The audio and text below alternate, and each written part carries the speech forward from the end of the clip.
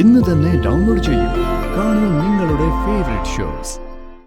ഇവന്മാരിതെന്താ ഈ കാണിക്കുന്നേ? നീയല്ലേ കളറിക്കൽ ഗ്രൂപ്പിലെ നവീൻ? ഒന്ന് ഇറങ്ങി വാ ഇങ്ങോട്ട്. സാറേ, അവന്മാര് കുടിച്ചിട്ടുണ്ടേ. അതിനെന്താണ്?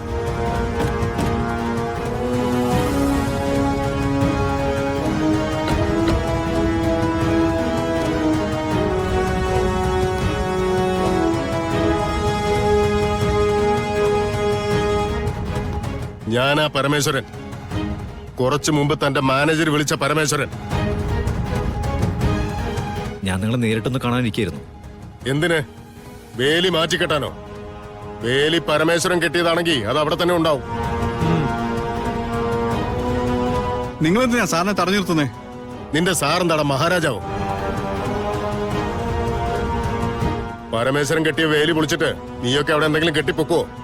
മിസ്റ്റർ പരമേശ്വരൻ, അടുത്തടുത്ത് കിടക്കുന്ന പ്രോപ്പർട്ടികളാണ് നമ്മളുടെ രണ്ടുപേരുടെ. നമുക്ക് രണ്ടുപേർക്കും അതിന് ആധാരമുണ്ട്. അപ്പൊ പിന്നെ നിയമപരമായിട്ട് അതെന്താണെന്ന് നോക്കിയാ പോരെ? അയ്യോ, പരമേശ്വര സാറിന് നിയമം പഠിപ്പിക്കാൻ നീ ആയോടാ കുഞ്ഞെ? നിനക്കേ പരമേശ്വര സാറിനെ ശരിക്കും അറിയില്ല. ഇപ്പൊ വേലി നിന്റെ പ്രോപ്പർട്ടിയിൽ കയറ്റി കെട്ടിയിട്ടല്ലേ ഉള്ളൂ. ഇനി നിനക്ക് അങ്ങനെ ഒരു പ്രോപ്പർട്ടി അവിടെ ഇല്ലെന്ന് പരമേശ്വര സാറ് പറഞ്ഞാ പിന്നെ ഇല്ലാന്ന് തന്നെ അർത്ഥം. എന്താ നിങ്ങൾ ഇങ്ങനെയൊക്കെ പറയുന്നത്? ഞാൻ എന്തിനാ നിന്നെ കാണാൻ വന്നതെന്നറിയോ? ചിലപ്പോ നീ 4 പണിക്കാരെയും കൊണ്ടുവന്ന് പകലോ രാത്രിയോ ആ വേലി പൊളിക്കാനുള്ള ശ്രമം നടത്തും. അങ്ങനെ സംഭവിച്ച അതേ രാത്രി പരമേശ്വരൻ നിന്റെ വീടിനകത്ത് കയറി സകലതിനെ വെട്ടി നുറുക്കും. അത്തരം ഭീഷണികളൊന്നും വേണ്ട സാർ. ഞാൻ ഈ ബിസിനസ് ചെയ്യാൻ തുടങ്ങിയിട്ട് കാലം കുറച്ചായി. പ്രതികരിക്കേണ്ട രീതി എന്താണെന്ന് എനിക്ക് നന്നായിട്ട് അറിയാം. നീ ആരാണ് ഇതൊക്കെ പറയാൻ?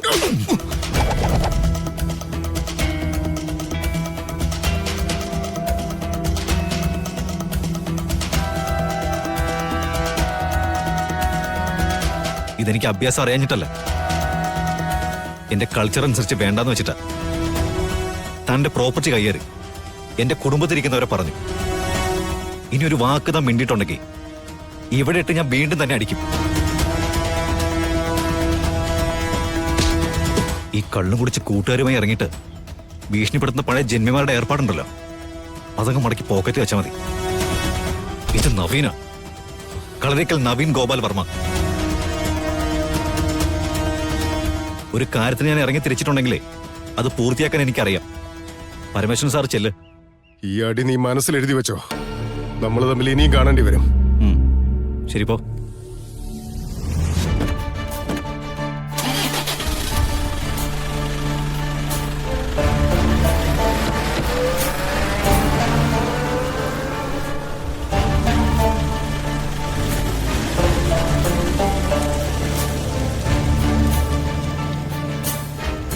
എന്തിനാ സാറേ തല്ലാൻ പോയത്?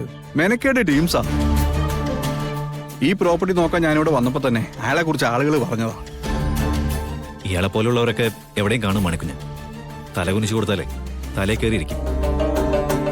എന്നാലും ഒന്ന് സൂക്ഷിക്കണം സാറേ. ഇപ്പൊ തിരിച്ചു പോയാലും എന്തെങ്കിലും ഒരു ചതി അവന്മാരുടെ ഭാഗത്തുനിന്ന് ഉണ്ടാവും. നമ്മൾ നിയമത്തിന്റെ വഴിയിലാണ് മണിക്കുഞ്ഞ്. സത്യത്തിന്റെ വഴി തോൽക്കിലിടും. താൻ കയറും.